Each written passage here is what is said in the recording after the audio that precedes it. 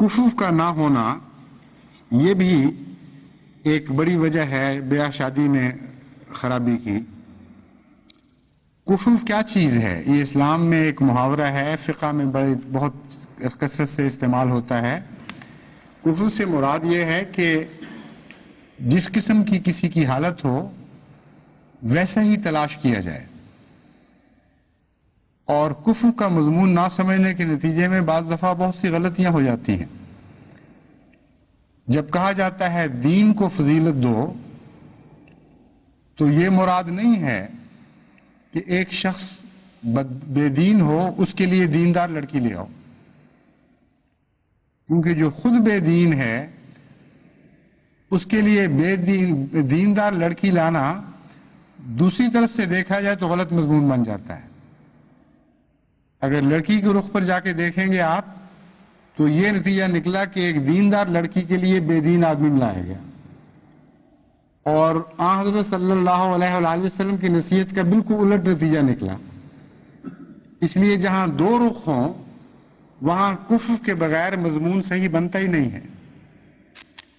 کفر کا مطلب ہے جب دو فریق ہیں تو ان کے درمیان عدل پیدا کرو، ان کے درمیان توازن کو قائم کرو۔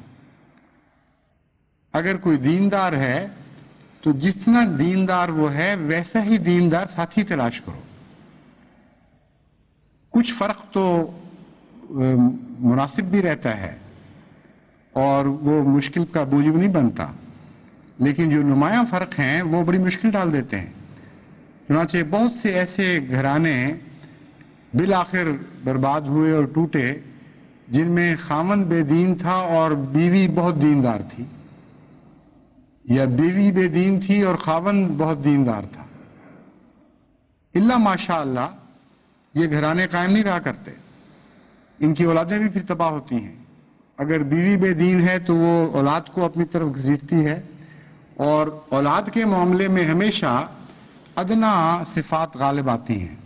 جیسا کہ میں نے بیان کیا ہے، نیکی کو کے تتبع میں اولاد کمزوری دکھائی جاتی ہے، مگر بدی کو اخذ کرنے میں بہت تیزی دکھاتی ہے۔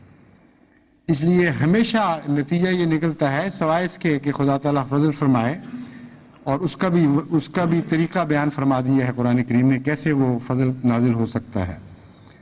سوائے اس کے کہ خدا تعالیٰ فضل فرمائے، اگر ماں اور باپ میں ایک میں ایک بدی پائی جاتی ہے اور دوسری میں وہ بدی نہیں پائی جاتی تو اولاد عموماً بدی والے حصے کو اخذ کرے گی۔ اگر ماں بے پردہ ہے اور باپ دیندار ہونے کی وجہ سے پردے کا خواہاں ہے تو اولاد بے پرد ہوگی۔ اگر ماں با پردہ ہو اور خاوند آزاد ہو تب بھی اولاد بے پرد ہوگی۔ اس لیے کفر کو ایک بہت بڑی اہمیت حاصل ہے۔ گھریلو زندگی کو جنت بنانے کے لیے دونوں طرف کے مزاج کو، ان کی عادات کو، ان کی دینی حالتوں کو توازن کے ساتھ برابر کرنا چاہیے، اور جہاں جتنا یہ توازن برقرار ہوگا اتنا ہی زیادہ عمدگی کے ساتھ عائلی زندگی بسر ہوگی۔